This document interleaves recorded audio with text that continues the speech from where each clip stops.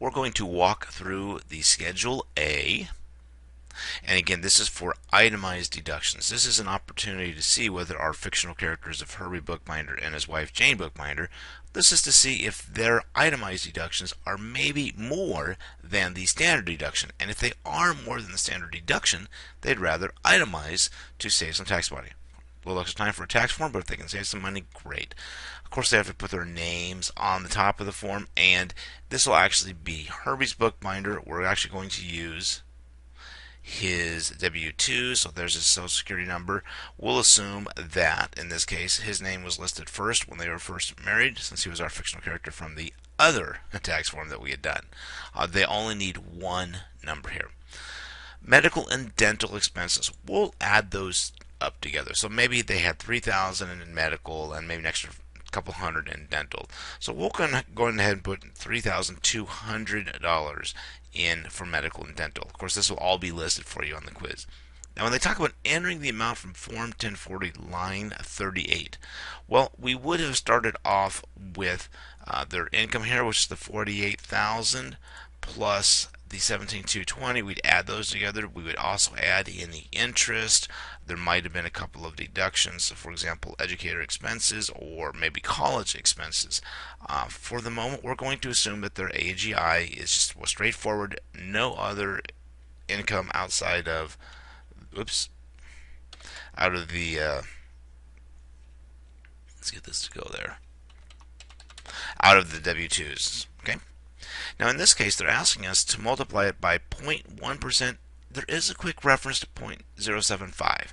Notice that all of us who were born before, those of us who were born after January are going to use the 10%, January of 1950. So all of us young people, it's going to be 10%. This is a slightly better deduction for elderly people who are over 65. So we're going to go and put in our 6522 because that will be 10% of our income. This is called a floor, meaning we can only deduct the amount that is greater than 10% of our income. They don't want us nickel and diming every little medical expense.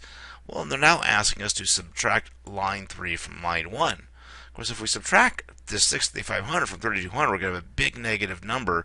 So they're telling us if line 3 is more than line 1, we'll enter 0, which is quite common, even when we have $3,000 of medical expenses. So in this case, we're not able to deduct any of our medical expenses. Being here in Washington State, we're going to have sales tax, not income tax. We'll show you quickly how to calculate that. Now, I will actually give this number to you on the test. Just to make sure you know where to put sales tax. There's an actual website, and you can stop the video and look at this and copy it into your own browser if you're interested, where you can actually find out how much your sales tax deduction will be. Well, this is for last year. We're going to click on through. We already came up with the income range for them being between 60 and 70,000. It was about 65,000. And when we do the actual tax form for them, we're going to have Herbie and Jane have a child. This item here is if you paid sales tax on specific items. This is like if you bought a car, a boat, or did a major house remodel and had a huge amount of sales tax. Otherwise, this just kind of estimates it for you. You can either take this estimate, and he was in 98116 from the W-2. You can either take this estimate, or you can save every single receipt for everything you bought over the course of the year. You can guess what most people do. They're asking if we move during the year. We're going to say no. And we're confirming everything. Just notice they'll come up with the number of $1,299. So that's what they've come up with for an average person in that income range. That's a way of avoiding actually having to save all the receipts all year long. I will give this number to you. We're going to assume that they in fact own a home. And so they're here in Seattle, home price range for a family of 3, pretty close to average taxes. Okay, we won't actually do the other 2 taxes here, but I'll be very clear that this is the real estate taxes on their home. And then, as we've discussed many times, we have sales tax, and we could either save all the receipts all year long, or I'll use the number from that website. I'll give this number to you. Just want you to see that calculation. Home mortgage interest. This is the only one we're actually going to use from this area. When you actually buy your first home, you may want to look into this a little bit more. So we'll assume they have a fairly healthy home loan, and so let's say it's about $11,150. There is an actual form. I will either tell you home mortgage interest, or I will give you this form on the test, but you'll see that it says home mortgage interest paid, so it'll be pretty straightforward. Let's keep on scrolling down for the moment. So next area, gifts to charity. We have two sections, items we might use here. Gifts by cash or check. And in fact, this is supposed to be just check or credit card would work nowadays. Don't worry about this part about giving a larger gift. All they're basically saying is if you give a gift of a certain size, meaning over $250, you have to have documentation about it from the nonprofit. The nonprofits are very good about it. You give a lot of money, they'll send you a thank you letter, which will reference that. Let's say that they gave about $2,100 worth of donations last year. Now, this is other than cash or check, meaning maybe they gave a couple of bags of older clothing to Goodwill. They have the child. Maybe the child is no longer so young and they've outgrown things. They maybe gave some older furniture away.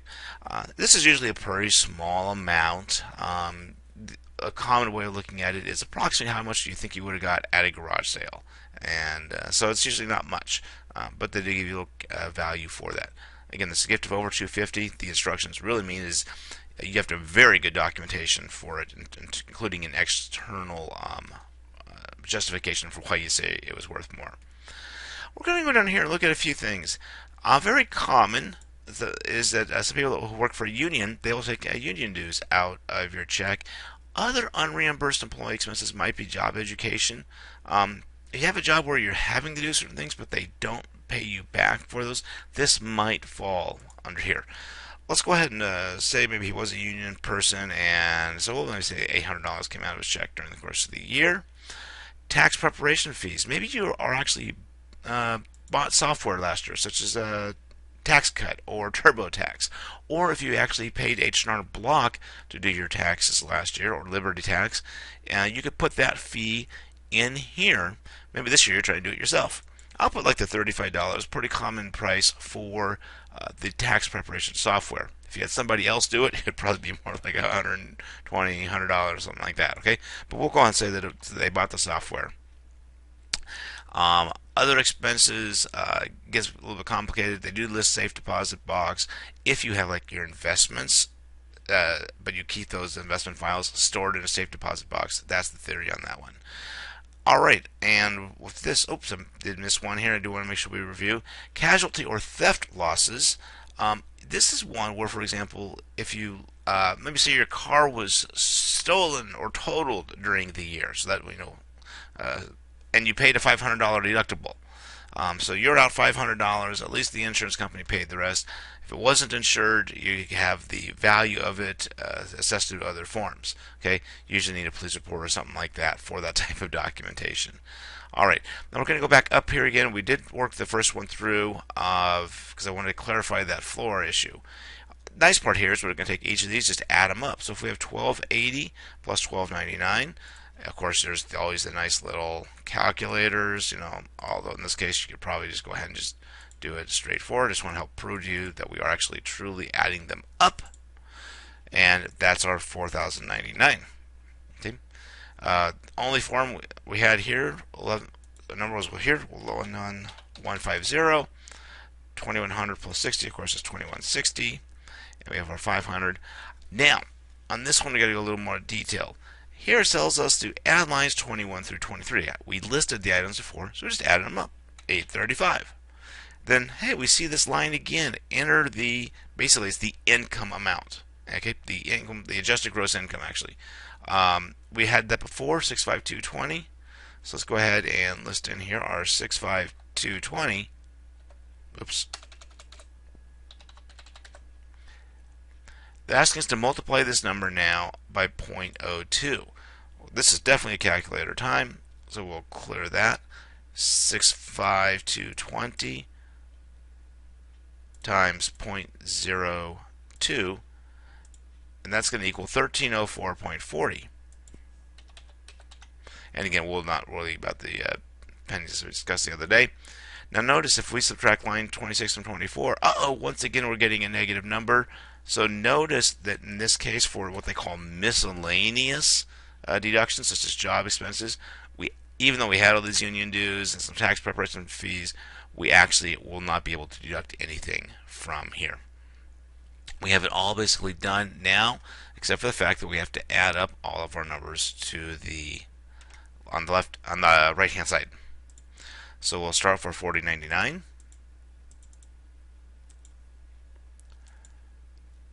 and then we'll add our 11.150.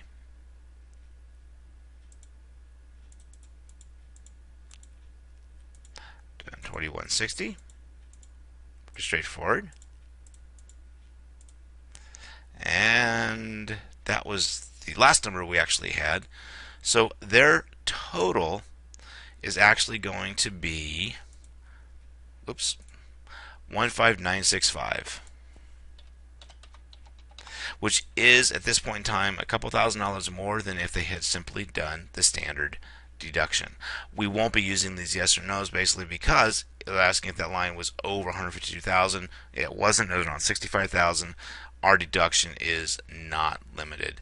I mean, you could mark that, but I'm not going to be too uptight about that. Basically, we'll take this number, and now we're going to go put that number in the next video into our schedule, into our 1040.